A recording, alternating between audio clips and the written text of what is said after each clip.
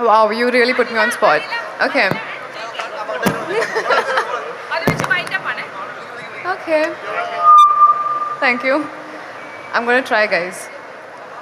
Tamil song, the one song that I've learned in the starting of Kanta itself. கண்மணி அன்போடு காதலன் நான் எழுதும் கடிதமே பொன்மணி உன் வீட்டில் சௌக்கியமா நான் எங்கு சௌக்கியமே